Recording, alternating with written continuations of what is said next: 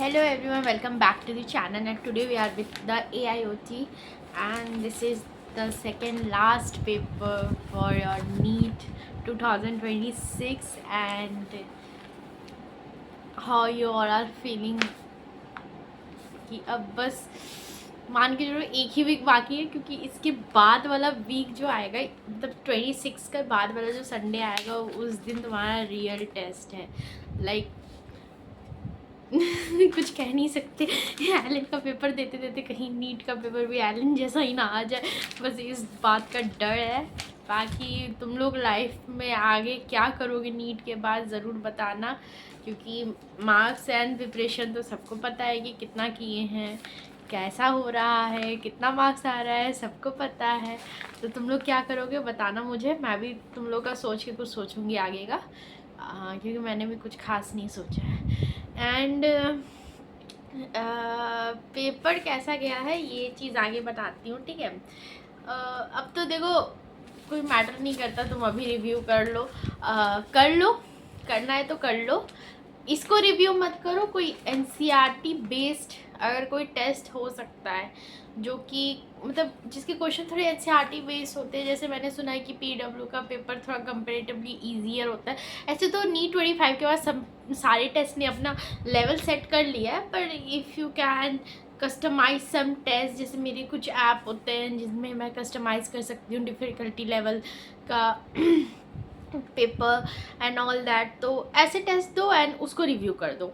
एक काम करो नीट का टेस्ट सॉरी नीट का बोली एलन का टेस्ट तो संडे को देना ही पड़ेगा क्योंकि खरीदे हो, ठीक है। इसके अलावा हफ्ता भर में क्या करो ना, अभी है ना इतना दिन, डेली ना 2 साल का ना PYQ सॉल्व कर दो, उसको ही मॉक टेस्ट जैसा दे दो। मेरे पास 2 PYQ बुक था, एक ओसवाल का था जिसको मैंने पहले ही सॉल्व कर दिया, और एक एलन ने दिया था, मतलब जो लीडर्स ली थी ना उसके साथ उन्होंने दिया था, ठीक है। तो वो बुक मेरा खाली है क्योंकि मैंने ओसवाल वाला को हमेशा सॉल्व किया था, तो उसको मैं रखी हुई थी इसी के लिए कि अगर बाई चांस अगर मन करा कि कोई टेस्ट काम ही नहीं कर रहा, सारे टेस्ट हार्ड आ रहे, तो उसको सॉल्व करो।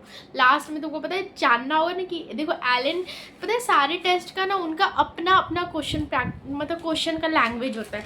जैसे इनका जो क्वेश्चन का लैंग्वेज है ना, तुम नहीं ढूंढ पाओगे कि कौन सा फॉर्मूला लगाना है भाई, कौन सा। मुझे पता है, मैं जब इसको ये देखती हूँ ना, मुझे लगता है अरे यार ये फॉर्मूला तो मैंने लिखा था फॉर्मूला लिस्ट में, इसके लिए तो मैंने क्वेश्चन सॉल्व किया था वैल्यू पुट के। तब देखती हूँ अच्छा ये ऐसे घुमा के लिखा है, इसको ऐसे सॉल्व करना था।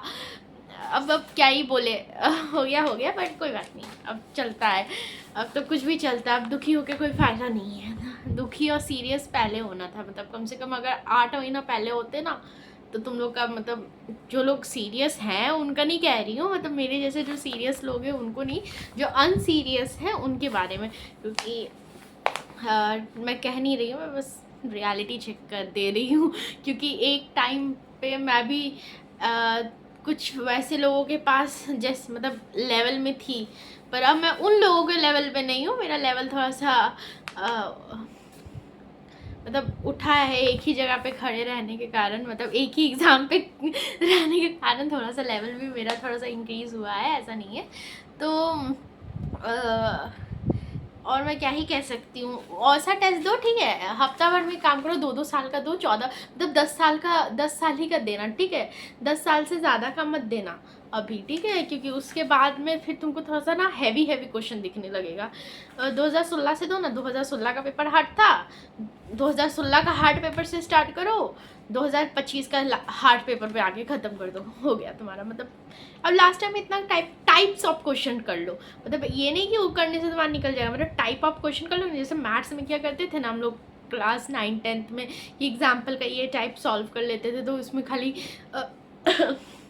वैल्यू चेंज करके आता था तो हम लोग सॉल्व कर लेते। बस उस मेंटालिटी को अभी भी रखो, हो जाएगा।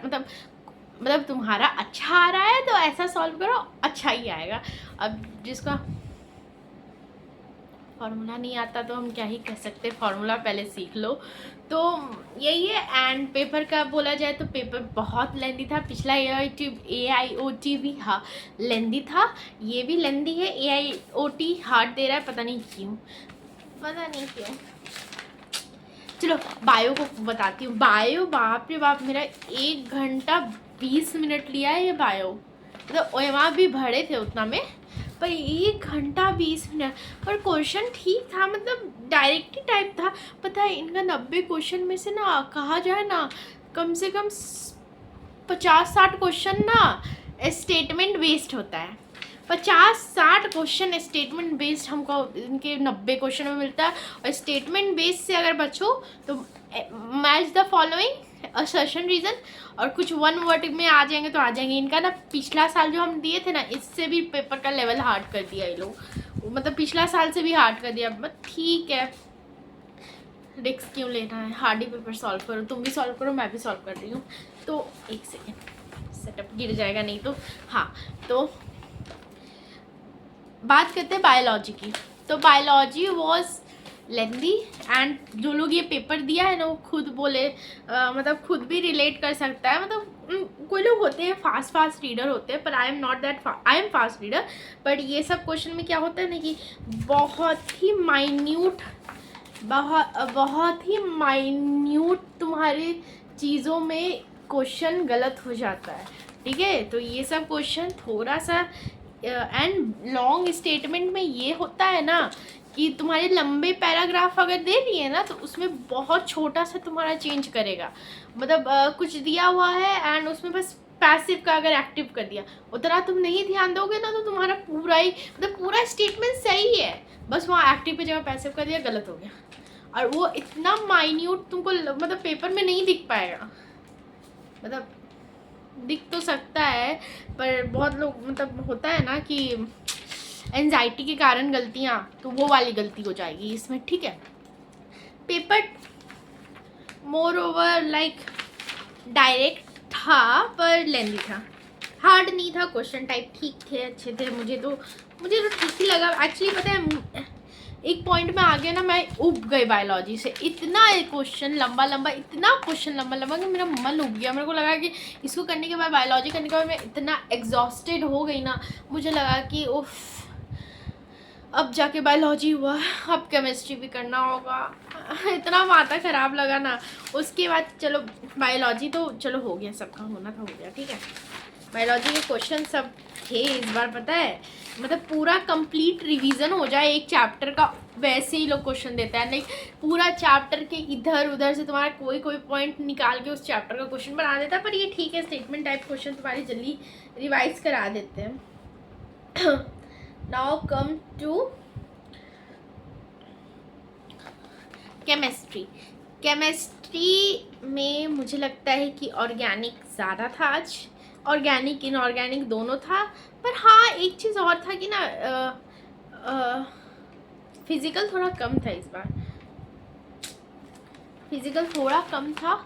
एंड ऑर्गेनिक इनऑर्गेनिक था अच्छा खासा। ये भी मेरा केमिस्ट्री भी ठीक ही गया, लाइक ईजियर था बायोलॉजी से। लाइक लेंदीनेस थोड़ा कम था, क्वेश्चन थोड़ा था। लाइक नहीं, इस बार ना जैसे केमिस्ट्री का पेपर ना मुझे थोड़ा मतलब लगा कि पढ़ा है मैंने, ये चीज़ 1 शॉट में लेक्चर्स में किया है या मेरे नोट्स में लिखा है या मैंने पहले भी किया है, था ऐसा क्वेश्चन था। And chemistry was fine, like chemistry was easier to biology, ठीक है। Then comes to physics. Oh, आधे नीट एस्पिरेंट्स को ये फिज़िक्स पार्ट नहीं पसंद आता। बहुत को आता है, मेरे को नहीं आता है, पर मैं भी आजकल नहीं ऐसा करती कि नहीं आता। चलो फिज़िक्स को लेके चले कि मेरा बायो एंड केमिस्ट्री इतना टाइम लिया कि मेरा लास्ट लाइक 40 मिनट्स बचा था, मुझे 40 मिनट्स में फिज़िक्स करना था। तो मैंने कुछ फिज़िक्स में 28 क्वेश्चंस किए हैं। एंड मैंने जिस क्वेश्चन में डायरेक्ट फॉर्मूला लग रहा था ना, मैंने उस क्वेश्चन को सॉल्व कर दिया ज़्यादातर। बाकी ये वाला क्वेश्चन मेरे को मन था करने का, पर टाइम अप हो गया। ये क्वेश्चन बहुत ही लंबा है, इतना लंबा कोई मैच द फॉलोइंग क्यों देता है? इतना लंबा मैच द फॉलोइंग होना ही क्यों चाहिए? Question number 22। उफ, बहुत दिमाग ख़राब कर दिया आज का टेस्ट। पता है मैं एक और देती हूँ, अनअकैडमी का टेस्ट है मेरे पास, होम टेस्ट, ठीक है। And that have good questions, like उसके क्वेश्चंस ज़्यादा भी लेंदी नहीं है, पर ऐसा है कि उस टाइप का क्वेश्चन नीट में रिलेट करके आ सकता है, मतलब थोड़ा बहुत एक दो स्टेटमेंट बढ़ा देगा, एक दो पॉइंट्स ऐड अप कर देगा, उसके साथ वो दे सकता है, ऐसा है। तो फिज़िक्स केमिस्ट्री मैं उससे प्रेफर करती हूँ सॉल्व करना, और बायोलॉजी में तो मैं कस्टम टेस्ट देती हूँ, कस्टम करके, ठीक है, और एनसीईआरटी रीड करती हूँ। तो ओवरऑल मैं अगर बताऊँ तो मेरे फिज़िक्स में 28 क्वेश्चंस मैंने बनाए थे, जिसमें से 24 क्वेश्चन मेरे सही हुए हैं, एंड मुझे फिज़िक्स में 92 आया है, ठीक है, 92 मार्क्स आया है, एंड केमिस्ट्री में मुझे 90 आया है, एंड और मेरे को बायोलॉजी में इस बार थोड़ा कम मार्क्स आया है, मुझे बायोलॉजी में इस बार 280 ही बना है, मतलब 286 स्कोर आया है, एंड अभी के टाइम ज़्यादा तो नहीं आया है, मतलब क्या कह सकते हैं, पर जिस टाइप का पेपर है ये, मतलब द पेपर का लेवल, पेपर पर टाइप ऑफ पेपर भी देखो, अब तो देखो जैसे इसमें हम कह सकते हैं कि जब देखो पता नहीं क्यों ये लोग का ना मार्क्स दिख रहा है, पर ना ये क्या बोलते हैं रैंक नहीं आ रहा, मतलब जो टेस्ट वाले में होता है। तो इस बार अगर AIOT का रैंक आएगा तब थोड़ा समझ आएगा कि शायद मैं कहाँ स्टैंड कर रही हूँ वगैरह वगैरह एंड ऑल दैट। इनको थोड़ा लास्ट पेपर थोड़ा सा मतलब कम लेंदी, थोड़ा सा ठीक रखना चाहिए, क्योंकि that would be the last test we would need, and खुद से PYQ का टेस्ट दो, मॉक वही कह सकती हूँ, and do what you feel कि अभी लास्ट के टाइम में क्या करना सही लगता है वही करो, एंड इतना प्रेशर मत लो, अब प्रेशर लेने से कोई फ़ायदा नहीं है। एंड हाँ, वो जो लोग होते हैं ना, जैसे जो पूरा एकदम प्रेशर, अब क्या करें अब क्या करें, अब कुछ मत करो, अब जो चीज़ जो लास्ट में जो पूरा साल जो चीज़ को बस पकड़ के घूमते रहते थे ना, वही लास्ट चीज़ बस उसी को पकड़ के लास्ट में भी रिवाइज़ कर लो, हो गया, मतलब इतना रिवाइज़ कर लो, इज़्ज़त बचाने लायक मार्क्स ले आओ, बस इतना ही करो, मतलब अगर जान रहे हो कि नहीं होगा तो इज्जत बचाने लायक स्कोर ले आओ, इतना ही कह सकते हो। और अब कुछ नहीं, अब तो मेरे को तो खुद टेंशन हो रहा है कि अब ख़त्म हो जाएगा नीट, उसके बाद मेरा कंटेंट क्या होगा, मतलब स्टार्ट की थी क्या करने के लिए, था चलो कंटिन्यू तो करूँगी इसको, पर देखते हैं नीट के बाद क्या होगा, मतलब नीट के बाद कॉलेज जाऊँगी तो कॉलेज का डालते रहूँगी, पर कुछ भी हो सकता है। आगे का कंटेंट तुम लोग बताना मैं क्या करूँगी नीट के अगले दिन से, ठीक है, या संडे ही खाली वीडियो डालूंगी कुछ कुछ, ठीक है, मैं क्या कर रही हूँ एंड आगे कौन सा टेस्ट। ऐसे मैंने CUET का भी फॉर्म भरा था, तो उसका भी तो टेस्ट देना ही पड़ेगा, तो उसका मैं शेयर करूँगी कि मैंने कैसे तब उसमें क्या किया है, ठीक है। एंड तब तक लिए मतलब अगर देख लियो तो सब्सक्राइब कर लेना, लाइक करना मत करना, सब्सक्राइब कर लेना, और जो पेपर है ना मैंने टेलीग्राम में डाल दिया है, ठीक है, टेलीग्राम चैनल का लिंक बायो में मिल जाएगा। ओके, थोड़ा लंबा वीडियो हो गया क्योंकि मैंने थोड़ा सा इस बार ज़्यादा मतलब सोचा कि बात कर लूँ, एंड यही था इस बार। Okay, bye.